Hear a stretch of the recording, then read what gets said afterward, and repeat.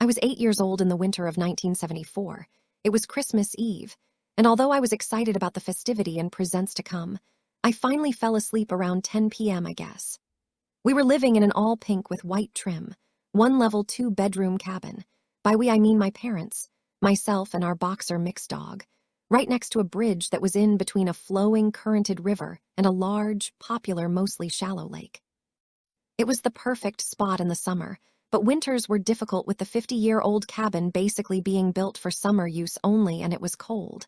We had a stove in the living room and had to keep the bedroom doors open to stay warm on windy nights. Okay, I'll get to the story. Anyway, I wake frightened from a scary dream, and it's pretty early in the morning Christmas morning. I am startled by something forming in the dining room to left of my vision. It was hazy and white, and as it got more focused and brighter, to my utter amazement, I could see it forming the shape of a person, right before my eyes. At this point, I am trying to scream, but as if I were in a dream state, I couldn't make a sound as I was trying to scream my bloody head off, but not so much as a squeak came out. As I watched the figure come more into focus, I could tell that it was an elderly man in a three-piece suit, but his face was blurred and kept morphing in and out of focus, and I was trying to make myself fall off the bed in sheer terror, but I was in a catatonic state. Meanwhile, as this life-changing scene was unfolding, I noticed that there were dozens of misty white animated shapes flying and swirling all around in my bedroom. The man/ghost then walked towards me out from the dining room into the living room part of the all-cedar cabin, and then stopped. He creepily turned his blurry face right at me. I could feel myself trembling at this point with lockjaw and wanting to scream. The apparition then walked towards our Christmas tree, touched a bulb in the middle somewhere, then turned his head abruptly at me again.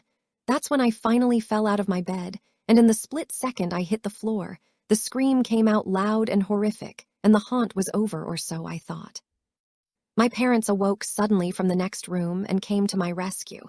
I was heaving and spitting while I was bawling, telling them what I just went through, and why couldn't they hear me struggling to get their attention, for their room was right next to mine, and the walls were thin.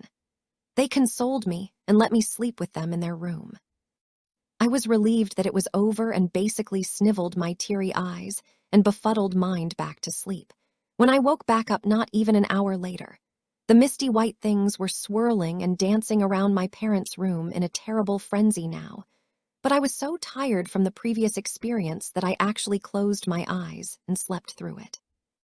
Years would go by before I was to understand that my dad's aunt, who rented out the cabin to us, used to rent out the cabin back in the 40s to terminally ill patients from the hospital in town to live out their last days at Sunset Cabins, is what they were called. To this day, I wonder what the significance of the Christmas bulb was. I have had a handful of brushes with the paranormal since that I will be telling you all about in the future. Stay tuned.